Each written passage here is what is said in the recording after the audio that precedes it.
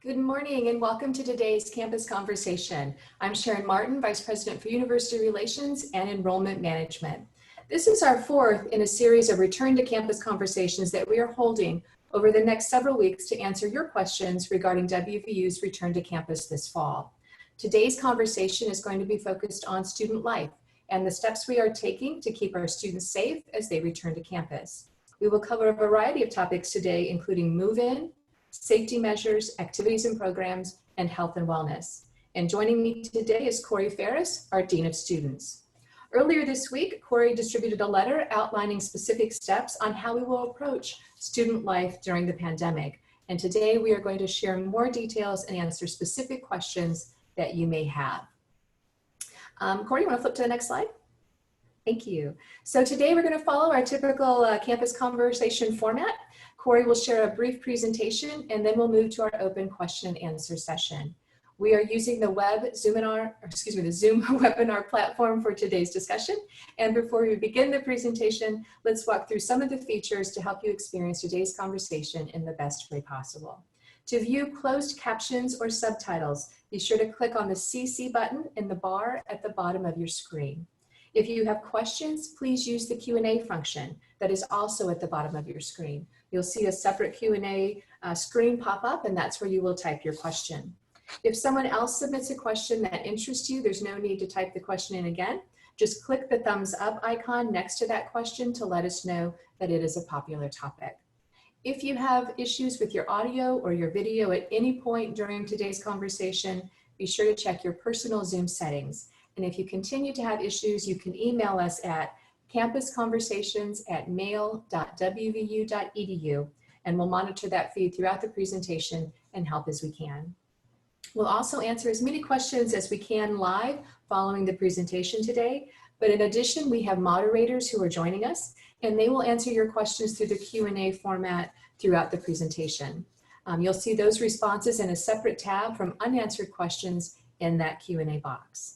So with that, I think we're ready to begin. I will turn it over to Corey to start today's Return to Campus conversation. Thank you very much, Sharon. And thank you for joining us for our Return to Campus conversation about Fall 2020. Our focus today is student life. So first of all, let me say you've been missed. Those of you that are students and are returning students, you've been missed, that you've not been on campus. It was a very unusual spring for all of us. You were missed the spring and summer. And to those of you that are new students, we missed you on campus this month during when we would normally and traditionally have new student orientation. But I want you to know we're very excited and looking forward to having you, all of our students, faculty, and staff back on campus. I'm going to talk about 10 minutes, 15 minutes to give you a general overview of the planning that we've been doing and that is well underway. The rest of the time will be devoted to question and answers because we know you have lots of questions and we want to give you time to ask those questions that we know you have. We know we won't get to every single one of them, but we'll get to as many as we can. Leaders from across campus, across the university have spent the past few months working closely with governmental and WVU health experts, planning and trying to imagine every possible scenario. Yet, there are some things that we still don't know and that we're still working on, and we'll continue to work on them throughout the summer. Please be patient with us because this is an unprecedented situation. None of us have been through this before, and we're working from the best information available that we have right now. We know that we'll adapt and adjust our plan as things change and we learn more, and we'll keep you as informed as possible with the information that is available. Our top priority is the well-being of our students, faculty, staff, and our local community.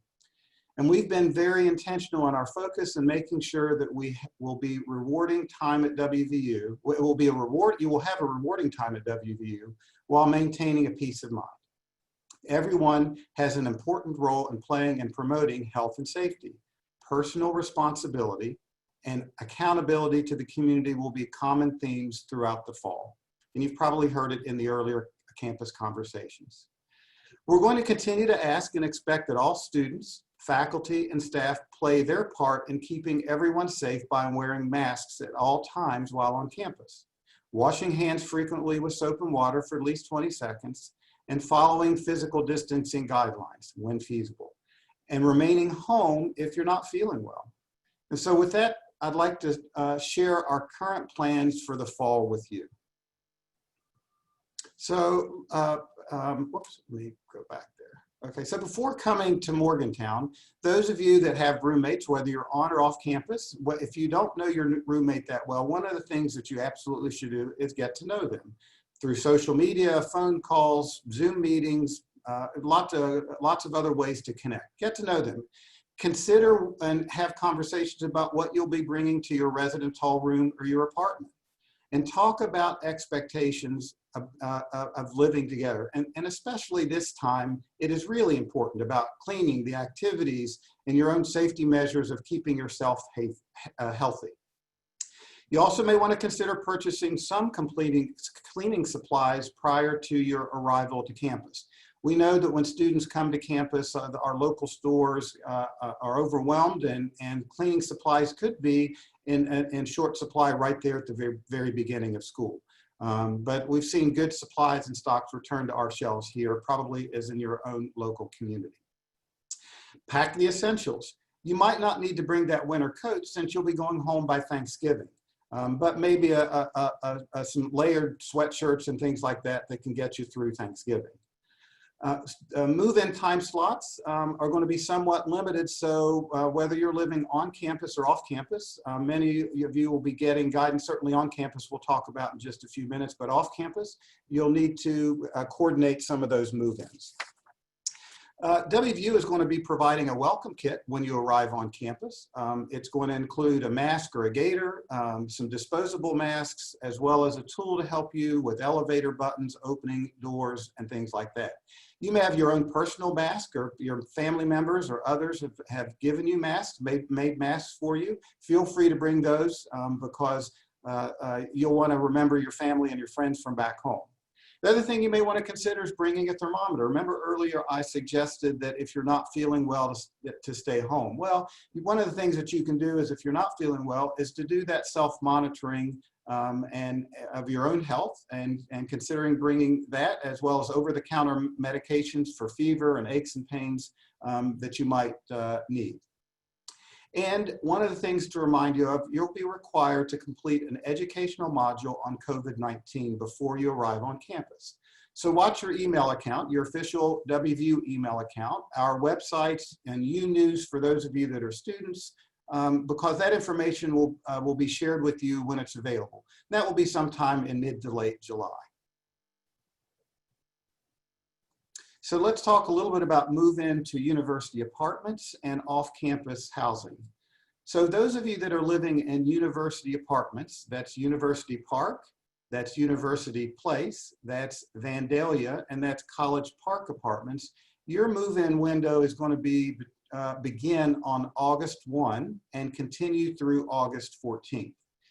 You're strongly encouraged to register for a time slot to check in and pick up your keys.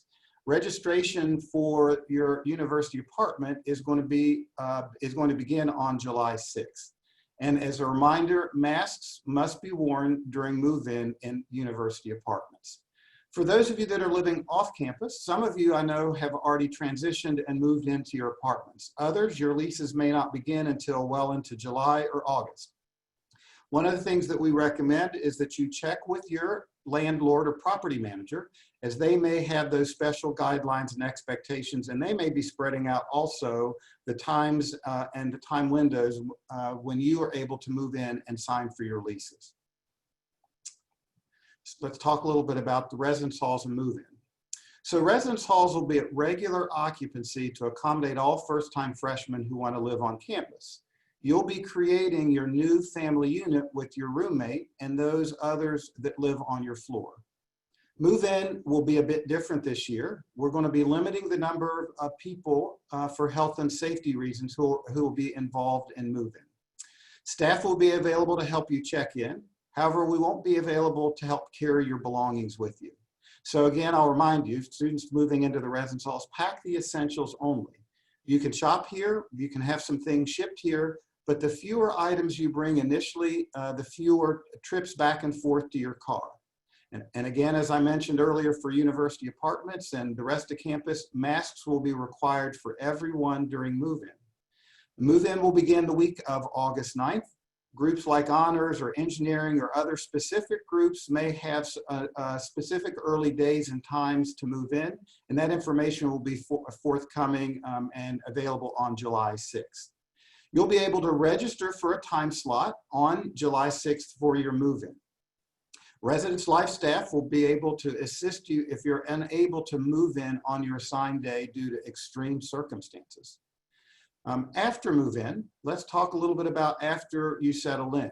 So know that you'll be able to have meals, certainly the first day that you move in, and continuing throughout fall semester in our dining halls when you move in. They'll be open and operating and serving meals. Now, there have been some changes made to dining services, and yet you still have lots of options. Dining operation changes including physical distancing for customer service lines, for student serving line, adjusted seating for physical distancing guidelines, expansion of delivery of pickup options, grab and go options, and things like that. And certainly our retail operations in the Mountain Lair and Evansdale Crossing and others will be changing their grab and go options and retail operations also.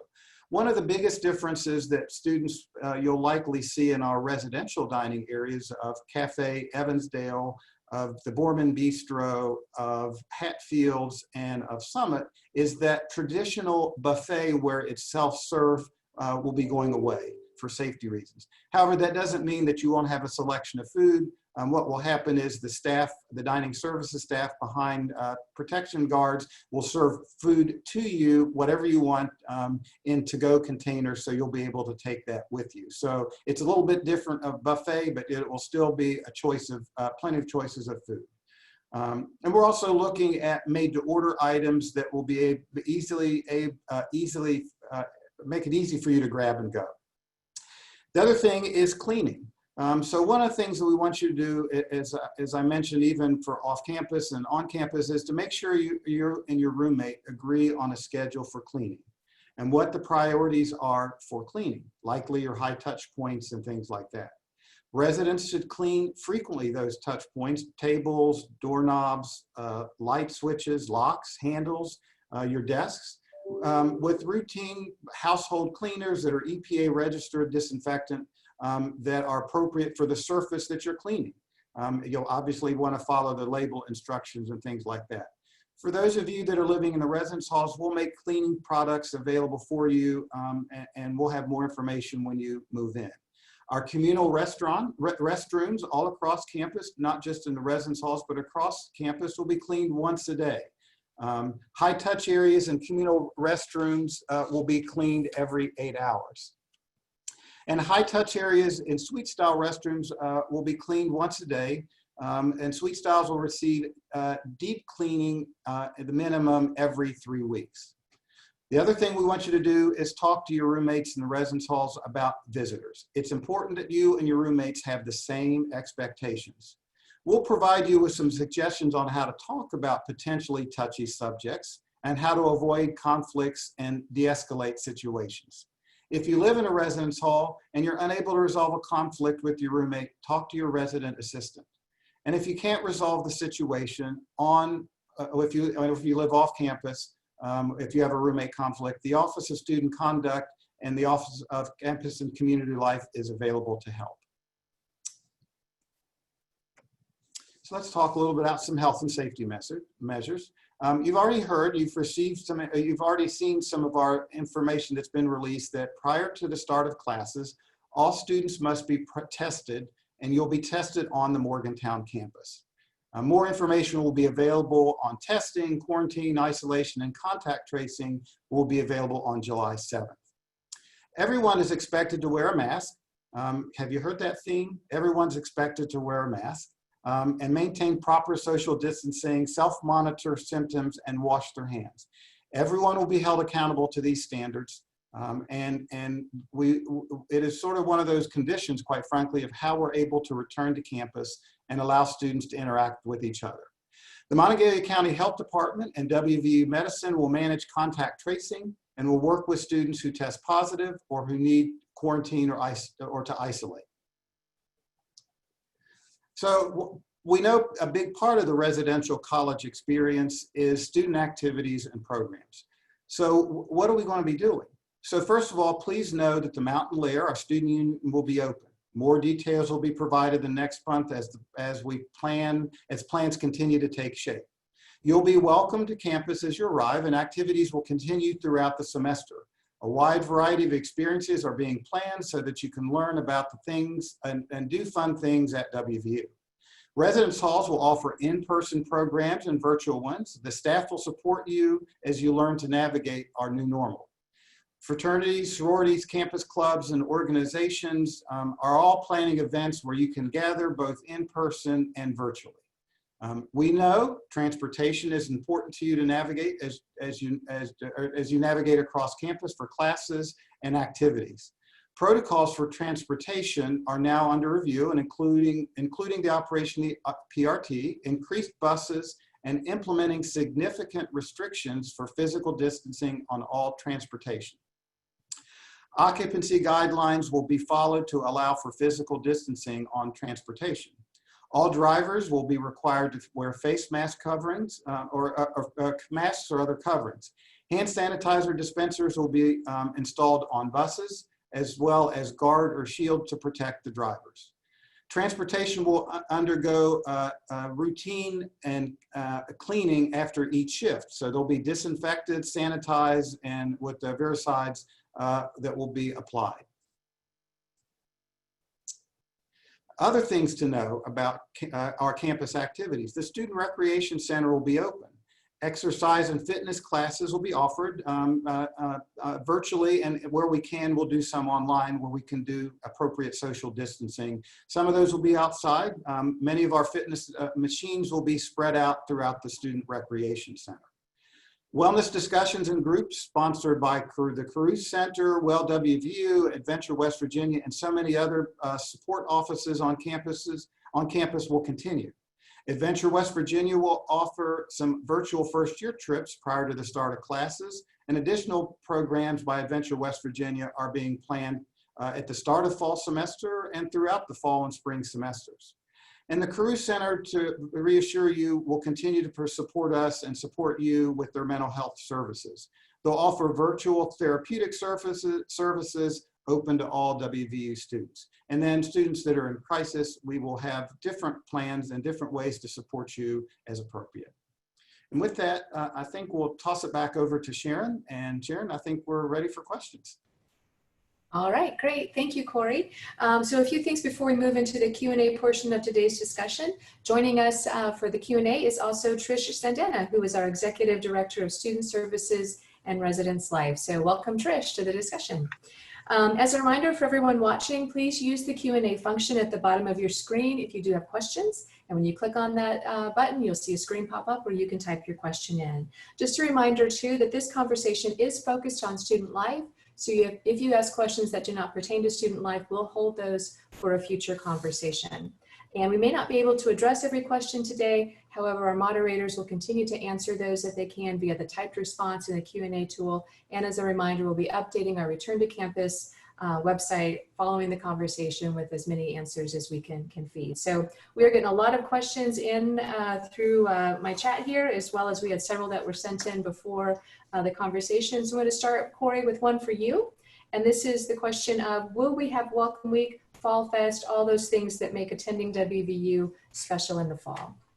Well, thanks for the question. So let me tell you, the Welcome Week that we've known in the past of the big gatherings of Fall Fest and Monday Night Lights are not going to happen that way. I wish we could, but with social distancing and our concern with the health and safety of our students, we're not going to be able to offer that. But are we going to offer some new and unique and different ways to welcome you back to campus? Absolutely. We're working on those, and we continue to meet about those. And as those get firmed up, we'll share those with you. But believe me, we're excited to welcome you back in a unique and fun way in August.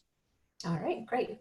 Trish, this question is for you. It says we've talked a lot about some of the new policies and procedures that are going to happen within the residence halls this fall. How do you plan to enforce that, and do you have enough staff to make that happen? Thank you, Sharon, for that question. Sure, we expect our students to be responsible citizens of the community and adhere to the policies and procedures we outline to keep our community safe. One of the things that I've known being at WV for over 25 years is that most of our students will adhere to those policies and procedures, and they want to be good citizens of our community.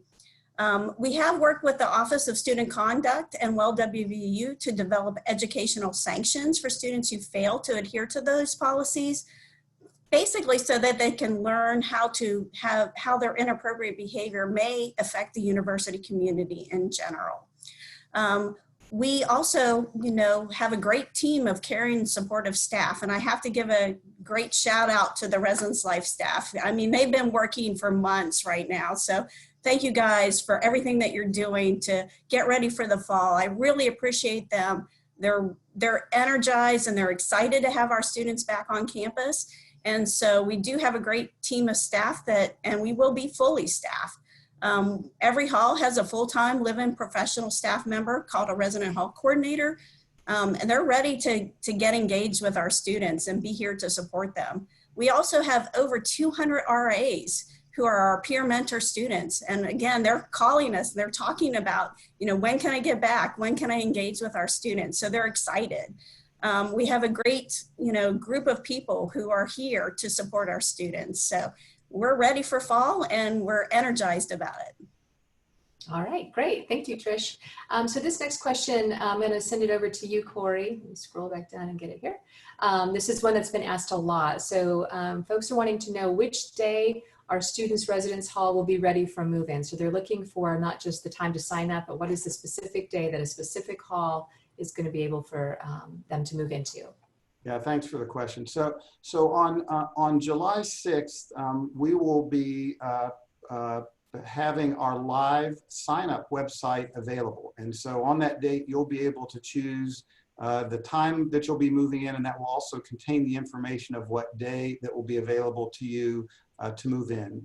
And also remember, part of that puzzle as we try to navigate that is we also know that some of you may be a part of other special programs, honors college that may have a different move-in, or you're part of ROTC or athletes, and some other groups have different move-ins based on the programs that they're participating in. So all that will be available on July 6th. But we'll send information prior to that about how to log in and link. That'll be next week, and then July 6th we'll send out information. You'll be able to actually log in that day. All right, great. Thank you, Corey. Trish, this question is for you. It says, how will all of these protocols affect visitors in the residence halls? Will they still be allowed? So our visitor procedure may be revisited come August, but right now we are asking that, we will allow some non-WVU students to visit in public spaces and on the main floor.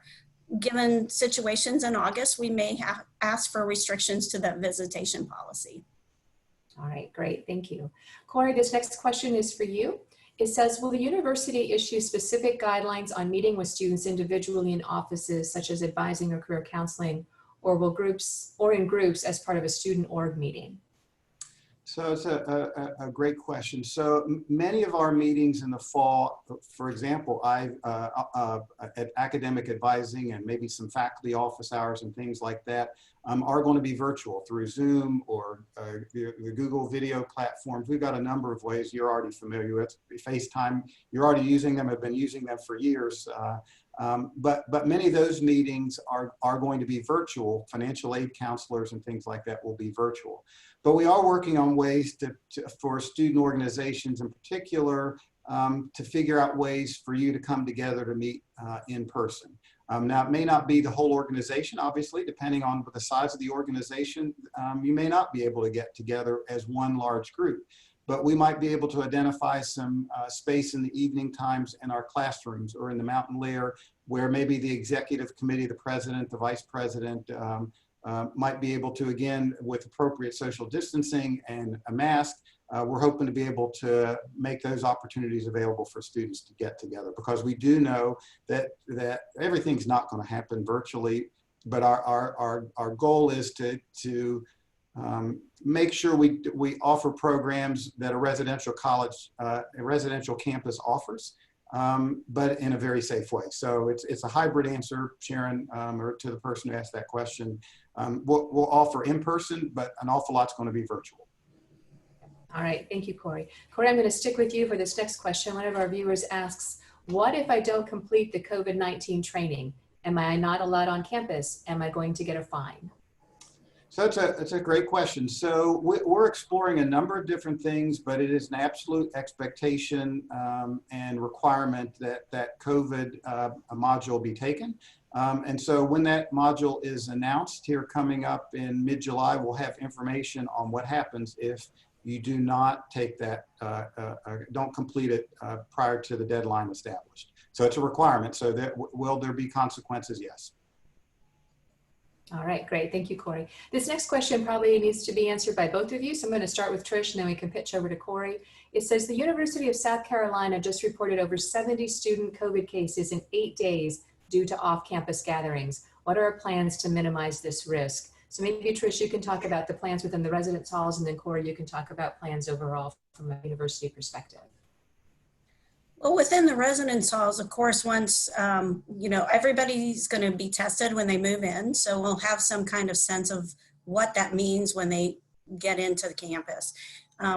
Again, making sure that students are following the PPE requirements and adhering to those requirements is really important to minimize any additional cases. We're working with our medical professionals to make sure that when we do have a positive case, that we know what to do, that we quarantine as appropriate or isolate as appropriate. So in the residence halls, we have situations that we're planning through. So I'll pass that to Corey to add any additional for off-campus situations. Yeah. Well, let me first say we know that there are going to be positive cases, because not just with students that are here already in the Morgantown area, but we have students coming from across the country and across the world. So we're not naive to believe that there are going to be zero cases. So with that, we'll continue to talk about expectations with our students.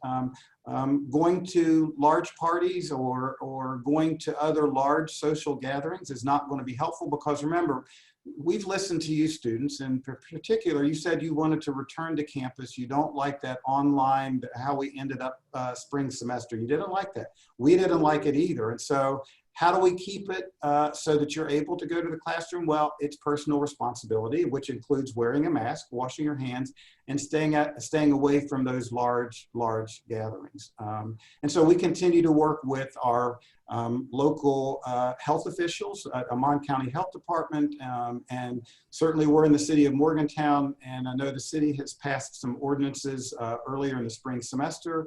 So we expect our students to not only follow the local ordinances, but also be smart about how they gather with their friends, and quite frankly, know the friends that they're going to be gathering with. Those large gatherings, many of you don't know who they are, and that worries us. And so therefore, we'll appeal to you, and I'll appeal to you again, and many of us will. But we need you, you're the partner in making this successful and keeping not only each other safe, but keeping your faculty and staff safe, because if they fall ill, they're not able to teach courses. Thanks, Sharon. I'm gonna stick with you on this question, because what you were talking about really sort of leads into this. And they're asking, how can WVU justify keeping residence halls at normal capacity under public health guidelines, considering the close confines? So kind of leads into what you were just talking to. So maybe you can add on a little bit to that question, for that question. Yeah, great question. So we know that students right now, for example, are living at home with their family unit.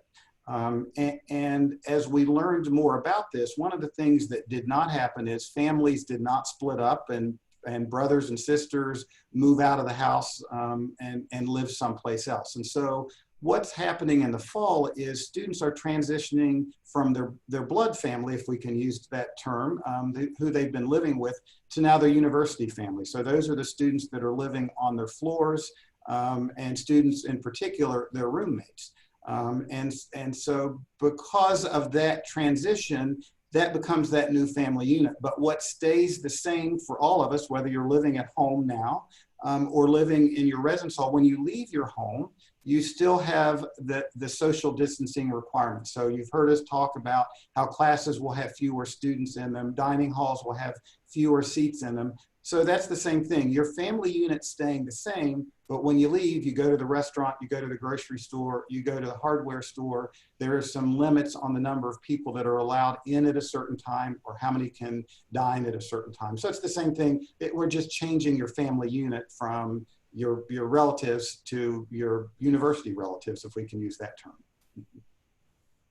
Great. Thank you, Corey, for answering that. Trish, this question is for you. It says, are students able to leave campus after arrival? We're not holding students hostage.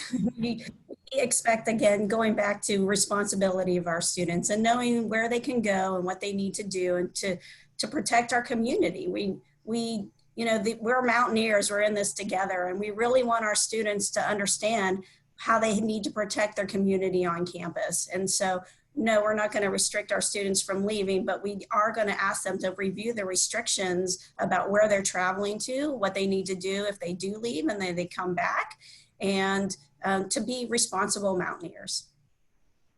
All right, great, thank you. Another question, I'm going to pitch this one to Corey. I may also have some feedback from Trish as well, but it says, if a roommate gets sick and self-quarantines, will the student be provided alternative housing, or will the person be required to stay in their unit and quarantine as well, increasing the potential for infection of the healthy students? So I know we have both off-campus students and those who live in the residence hall. So Corey, I'll start with you, and then we can pitch to Trish if we need to. So the students that live off campus, one of the things that we know most of our apartments have are private bedrooms. And so part of that is the ability of our students to self-isolate and whether or not they can take care of themselves or they need assistance. And so those that are off campus, you've got kitchens that are stocked with food typically. You're able to prepare food. And so with that, we'll have some people from the care team who will reach out to you to see if you need support. And you'll be able to self-isolate, quite frankly, in your apartment and continue with classes. For those with extenuating circumstances or unable to self-isolate in the apartment in which they live and keep that distance from their roommates, we'll ask, you'll be able to talk with a member of the care team who will provide some options and some guidance for you. Trish, do you want to talk about the residence hall plans? Yeah, sure. Certainly, we are looking at some spaces that we can provide for our students that will be comfortable if they need to quarantine and separate from the situation. And all that depends upon their specific circumstances and recommendations from medical officials. So there are spaces that we are working on that we want to make sure that students feel comfortable. You know, I know that when you become ill, it's, very challenging for you to, be separated from the situation and be isolated, but we want to make sure that that is a caring area and that we do have a way to support you. And we're looking at those options. Yes, thank you. Sharon, can I add to that? One of the things in particular for our residence hall students who will be self-isolating is when we identify that additional space, we'll still obviously continue to support you. We'll be providing meals throughout the day for you. So you'll have that support that we'll be able to take care of you. And the other thing to keep in mind is we know that in particular, students that are, I'll say the traditional college age, 18 to 22 to 23, many of you will be asymptomatic. And though you will be asymptomatic, if you test positive, it will still be critical for you to isolate, for you to stay away from the others in the community until the health officials give you the green light to resume, I'll say your normal day-to-day activity where you're leaving, where you're living. So that will be critical even when you're feeling really, really, really good. All right, great, thank you.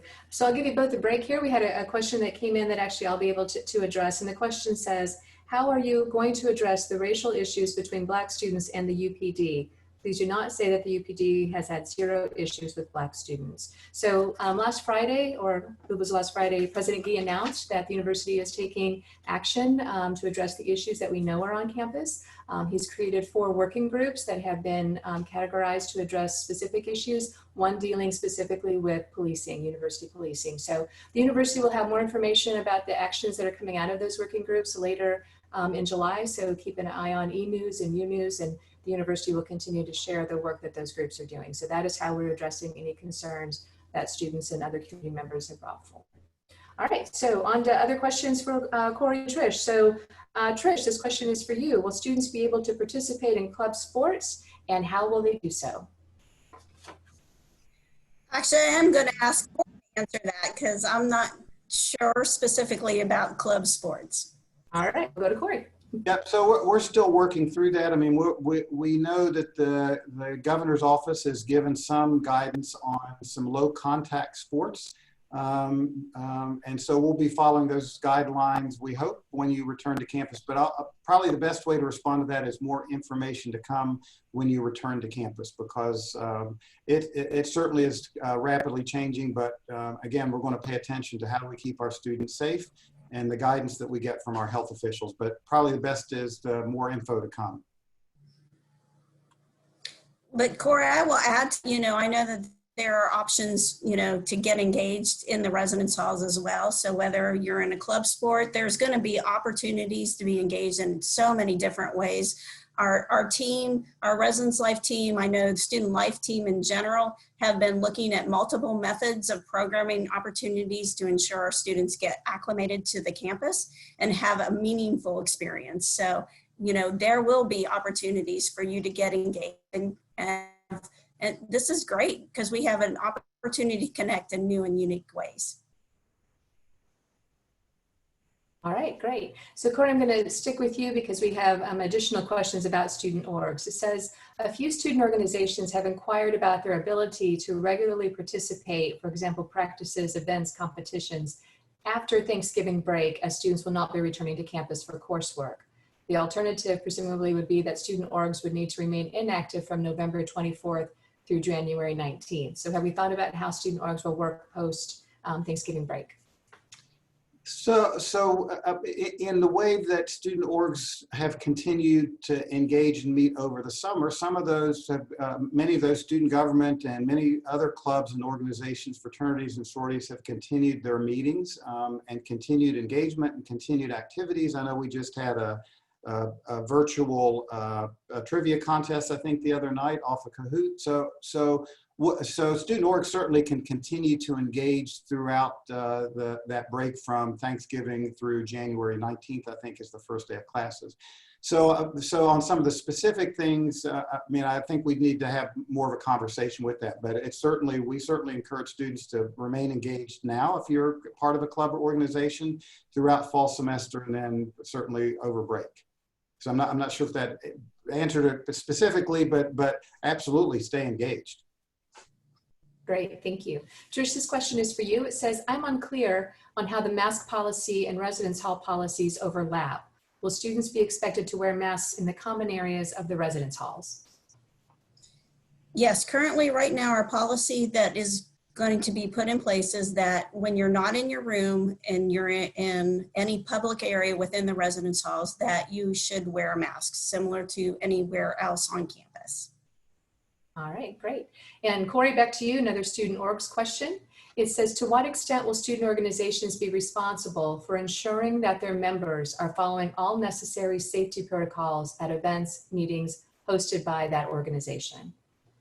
So that's a great question. So I'll go back to, this is all part of personal responsibility, where we have to hold ourselves accountable and we hold each other accountable. And so those of you that are leaders of organizations, we hope that if your members at your club meeting that you might be having in the mountain layer or in a classroom or elsewhere, or you're having something outside on the rec center fields as a meeting space, that again, that you as a leader of the organization and other members hold each other accountable. So we'll support you with that in any way we can. But this is personal responsibility in order to keep our campus operating and keep students in the classroom, teaching classes, learning from their teachers, and not spreading the virus.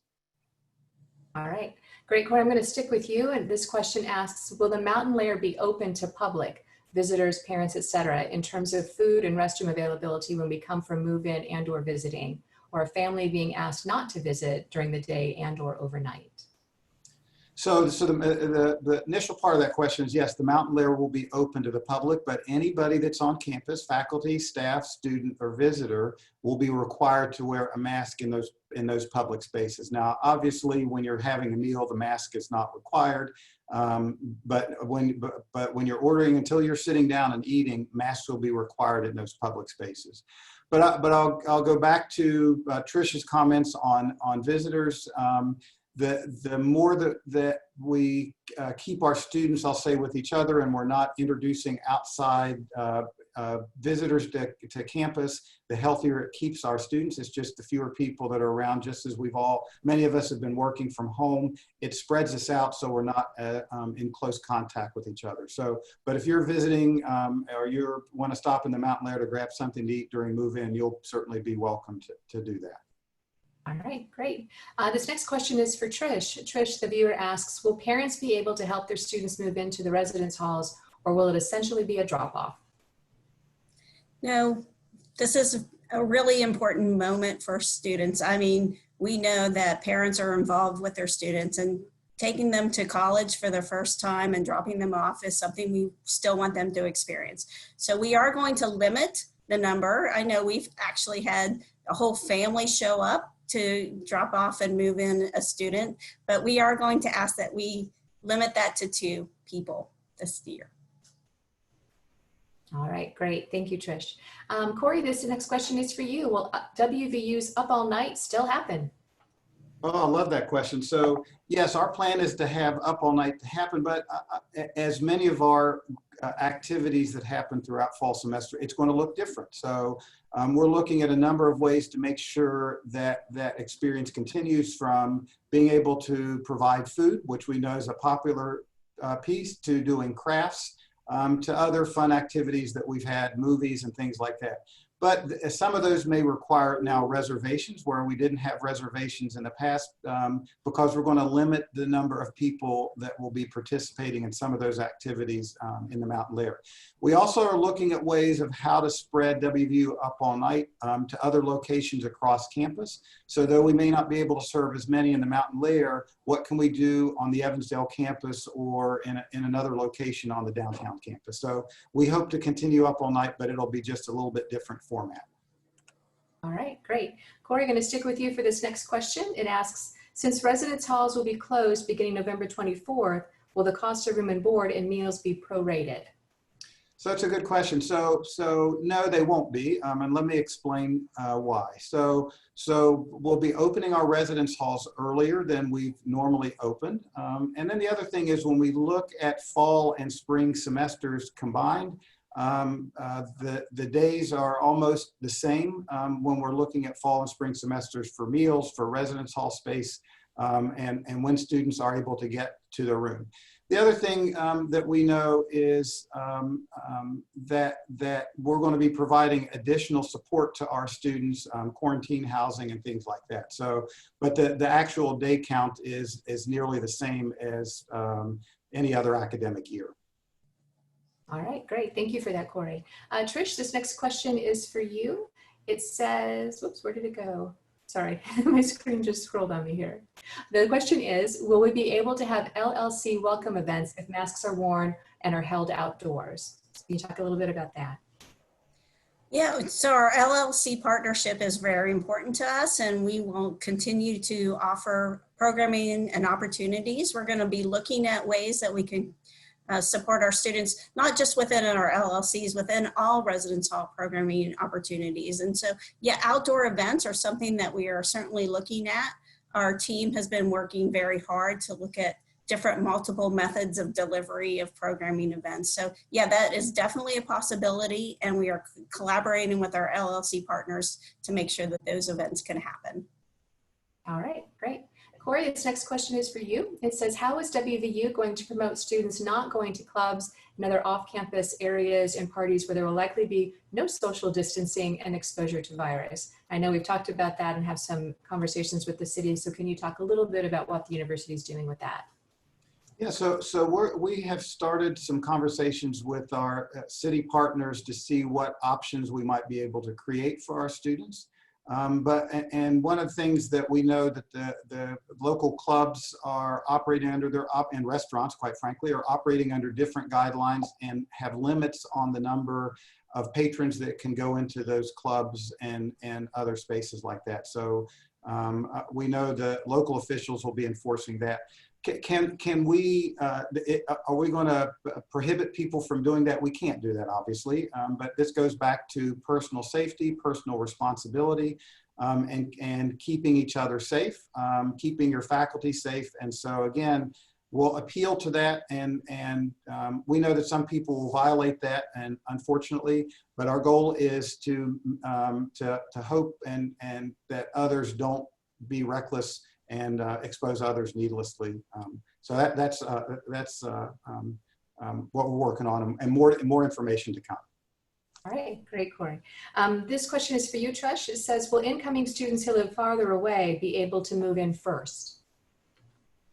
We're still working out our move-in plan. Part of that move-in plan will include, how we can test the same day we move in. And so we don't have an exact answer to that question right now, but we are working through that, and we'll give that information out shortly. All right, great.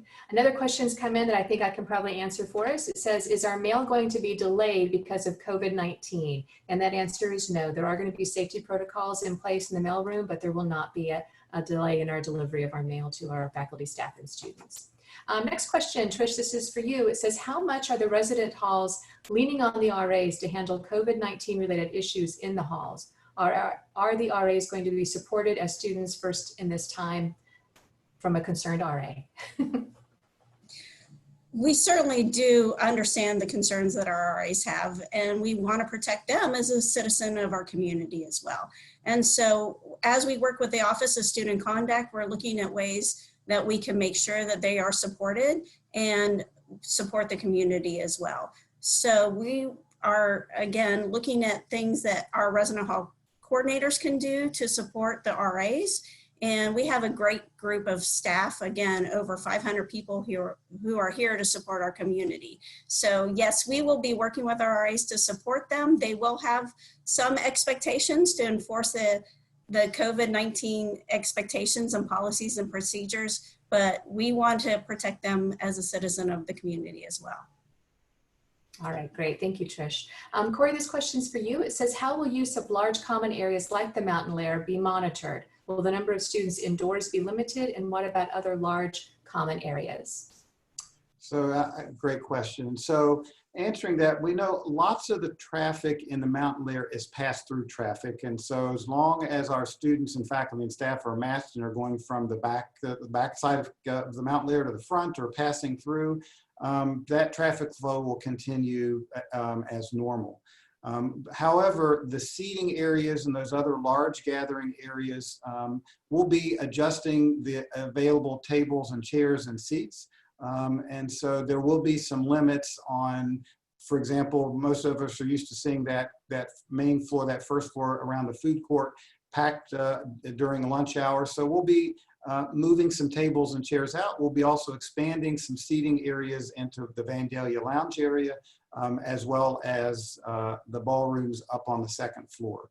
Similarly, other large gathering spaces, whether it's Evansdale Crossing or some spaces in the Evansdale residential complex where the 4 towers are, and using the blue and gold rooms there. A lot of those community spaces will just be spreading out where we can, or removing or large gathering places so we can maintain that social distancing. All right, great. Corey, I'm going to stick with you for this next question. It says, if the PRT is replaced by buses, will they be running at all stops or just between the Evansdale Crossing and Beechhurst? So it's an outstanding question. So with the additional buses that we'll be running, we will be adding stops, and there will be some new and different stops. And as that plan is firmed up, we'll absolutely announce where the new stops will be and how we'll be adjusting the stops for our buses. All right, great, thank you. Trish, this question is for you. It says, who will take meals to students who are sick? Will dining hours be extended in halls to allow for social distancing? I think that's actually a Corey question. Corey, can you answer that question? Yeah, sure, I'll be happy to. So one of the things that we've worked with our health officials and with our dining services folks, so we will be delivering the meals to where the students are. And not only just, I'll say, the traditional breakfast, lunch, and dinners, but we also hope to make snacks and other things available to our students throughout the day, because we know that you won't be able to get out. And so we'll make sure that you're taken care of for those of you that are living in the residence halls.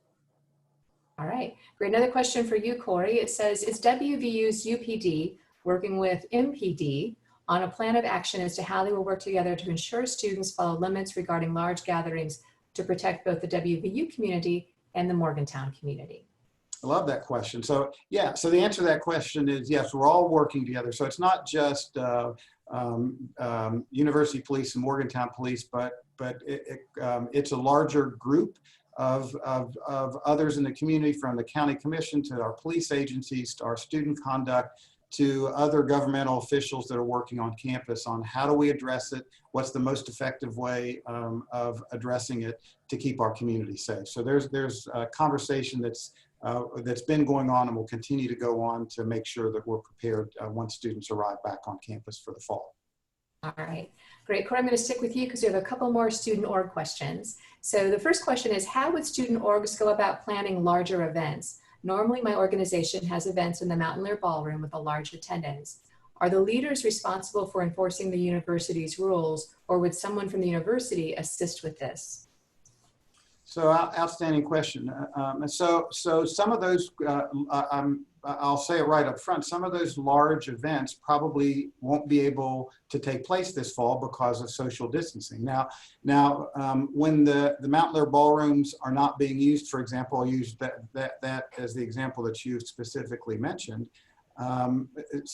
The Mountain Lair ballrooms will be able to be used for certain events with certain size limits. And again, when the ballroom's being used, masks and social distancing will be required. So one of the things I guess we should probably be clear about is, even though things will be different, it doesn't mean that the things that we've done in the past are completely eliminated. Some things will be. We just won't be able to do them this fall or this year. But there's some things where we still can't, where we're still going to be able to gather, but we may not be able to gather as a larger group because of space needs and the requirements that we need to follow our local health officials. So ballrooms still may be used, but that event where you're maybe expecting 1,000 people, the ballroom in the Mountain Lair is not going to be able to seat 800 or 900 or 500 students or faculty or staff or visitors. It'll be a much smaller, maybe 100 or 150. But we'll be able to do some of those things depending on what the request is and what the setup is. All right. Corey, you're going to like this next question, also a student org question. It says, if a student organization wishes to host an internal event or program open only to WVU students who are a member of said organization that may be in violation of certain social distancing protocols, would there be an opportunity for the organization to appeal to university officials to be given a go-ahead for the event?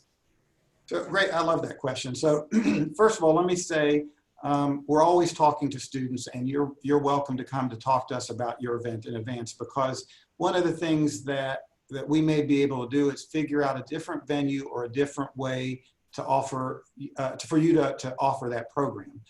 But when you use that term appeal, there's really not an appeal to what the local health officials are or what our campus policies are. You have to wear a mask.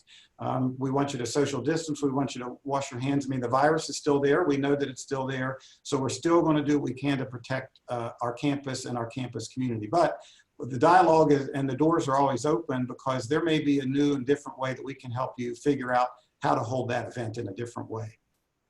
All right, great. Thank you, Corey. Trish, this next question is for you. It says, with move-in being limited to 2 helpers, what do families do with younger siblings that can't stay home by themselves and are unable to make the trip in a day due to being out of state? Well, we're certainly going to, we want the moving in experience to be as special as it can be. So we will work through definitely situations that require circumstances that need to be altered. So please get in touch with us at thereslife@mail.wvu, and we will talk to you about what those situations might need to be accommodated. Again, I can't stress enough, moving experience should be fun for our families, and we want it to be. So we will help coordinate that. All right, great. Thank you, Trish.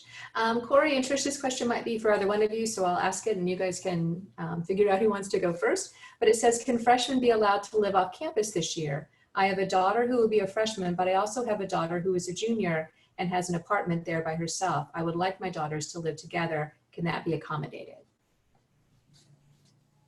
So I'll take a stab at that. One of the things I'd recommend that you do is reach out to the housing office to make that inquiry if that's a possibility. So the housing offices will be best to do that. The phone numbers, Trish, correct me if I'm wrong, it's 304-293-2811.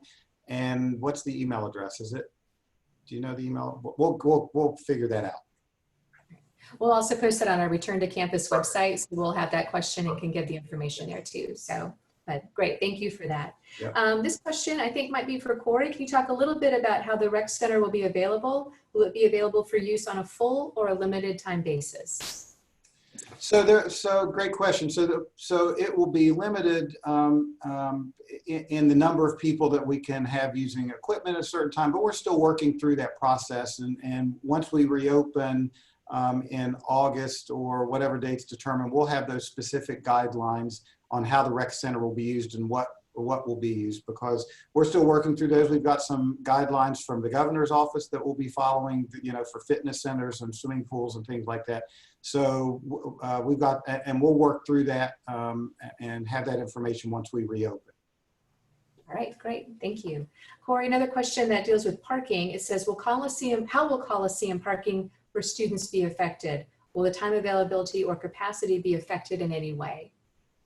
So what I know so far, is that the parking at the Coliseum is not changing for the fall semester. And so generally during the day, parking is available unless there is a particular event, i.e. a basketball game or other event that limits parking at the Coliseum.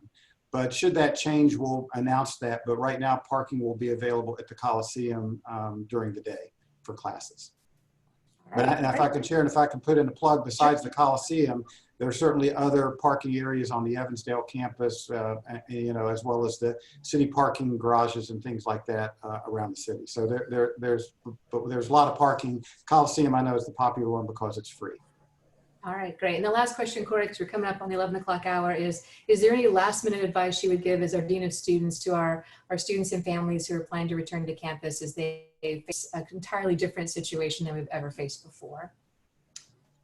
Oh, that's a tough one. Well, so I mean, here's what I'll say. I mean, look, we're going into a fall semester that we don't know how it's going to play out. We don't know how our students are going to interact with each other. And so the key thing here is to be patient with us, to be patient with each other, because we know there are going to be some twists and turns. I mean, I think of where we started on March 13th when we started spring break to where we are now, and we've got a whole lot of time between now and August, and then several months to get us until November. And so it's going to be a crazy roller coaster ride as we swing around the corner and things like that. So be patient. Wear a mask, wash your hands, socially distant. The other thing is, quite frankly, prior to your arrival to school, one of the things that you might want to do is limit your exposure and going out wherever you are in your home community prior to your arrival, so you can be healthy when you arrive on campus, so you can test negative. We want you to, as many people to test negative as possible.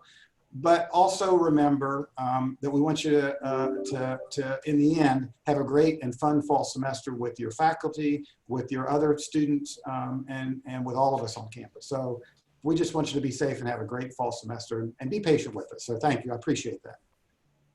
All right, great. Thank you, Corey. So we want to thank everyone for attending today's Return to Campus conversation. On behalf of Corey and Trish, we appreciate the opportunity to be with you here today as we work together to return this fall. For more information, be sure to visit the website www.wvu.edu/return-to-campus, and you can see the address there on your screen. And if you have additional questions, you can continue to send them to return-to-campus@mail.wvu.edu. An archived version of this conversation will be available on the Return to Campus website. Thank you. And as a reminder, and as a reminder, we will not have a conversation next week, but please plan to join us on Thursday, July 9th at 10 a.m. for the next installment of our Return to Campus conversation series. That particular conversation will focus on campus safety, where we will address issues regarding testing, contact tracing, travel protocols, and other processes we are putting in place to keep our campus community safe. So please watch your e-news and your U-news for webinar details for that particular conversation. Again, thanks for taking part in today's discussion, and please continue to stay safe and be well.